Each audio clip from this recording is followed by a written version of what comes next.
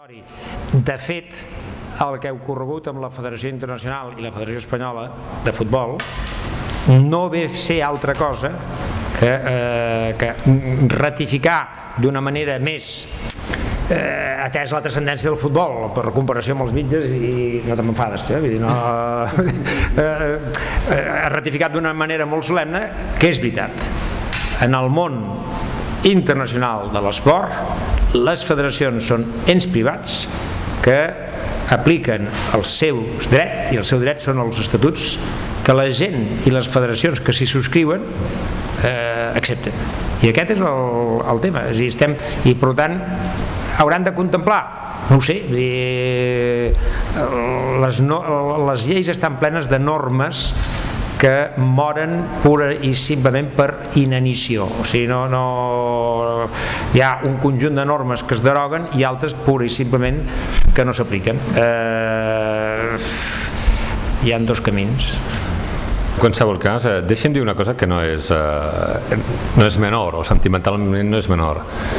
Que et truquin el dia de Sant Jordi a les 4 de la tarda, a les 2 de la tarda, i puguis rebre pel teu correu personal veure aquesta sentència el dia de Sant Jordi, és curiós, no? Perquè mentre altra gent s'estava mirant el Barça-Manchester, jo per exemple m'estava mirant aquesta sentència, i que passi un dia com aquest, doncs he de dir que és fantàstic, és dels millors regals que he rebut el dia de Sant Jordi.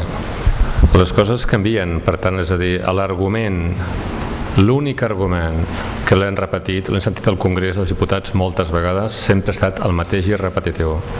Això no es pot fer, encara ho diuen, això no es pot fer perquè la llei del deporte ho prohibeix. Aquest argument ja no té cap sentit, està caducat, no té cap sentit. Haurem de veure-ho com s'enfoca, i el que sempre hem demanat és que hi hagi una política d'acords com està a Dinamarca. O sigui, no és cap problema pels danesos que estigui a Groenlàndia o les Illes Faroe, i no és cap problema pels anglesos trobar una solució. Per tant, ha estat de buscar un marc de convivència entre unes federacions i nosaltres, i per tant donem per caigut un mur determinat, no li vull donar cap nom, però donem per caigut el mur teòric que aguantava de dir per què no era possible, i posem-nos a estudiar com es fa això. Crec que el més pràctic és estudiar com es fa, perquè l'altre ja no té cap sentit discutir-ho. S'ha acabat. I no podem seguir jugant així el gat i la rata, perquè a més ja no té cap sentit.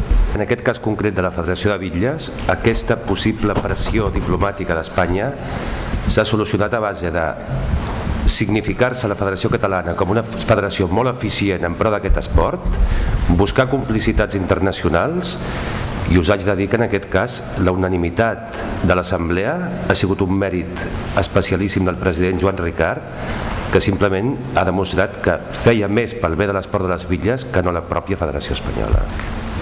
Ara no tindria cap sentit, cap ni un, que el senyor president d'una federació aixequés un passaport i digués, goita, aquest és el conflicte, ells no el tenen, i per tant sota quin passaport competeixen. I tots ens en recordem d'aquesta escena, perquè el que estan dient en aquests moments és que un estat pot tenir més d'una organització formant part d'una internacional. Per tant, aquell argument que era tan sòlid i tan espectacular s'ha acabat. És a dir, algú pot treure un passaport, un altre pot treure el mateix passaport al mateix lloc, i això no significa que no pugui competir en la seva organització si és que decideix competir. Però el que estem lluitant és perquè s'afiliï amb aquella organització. No sé com s'arregla, però al moment que la Federació Catalana de Bitlles estigui al mateix grup que la Federació Espanyola de Bitlles i hagin de competir, doncs també s'ha acabat això. No cal que hi doni més voltes, no? O sigui que és molt senzill. O sigui, això, dues organitzacions formen part d'una competició, algú els col·locarà en un grup de sorteig i pot passar que et toqui o no et toqui, però quan et toqui és inevitable. També s'ha acabat això amb aquest cas d'aquesta federació, perquè ho estem parlant d'aquest cas. quan hi hagi un altre cas parlarem, no? Però això s'ha acabat. I a més, això és que ja m'ha explicat, hi ha hagut una persona que ha fet un llibre sobre quantes encontres hi han hagut de competicions entre federacions espanyoles i federacions catalanes, i n'hi ha hagut un munt.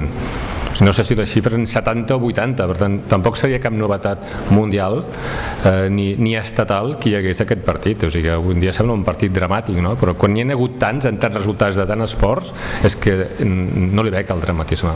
Quan ell argumenta això és perquè tot ho sustenta amb la llei del deporte.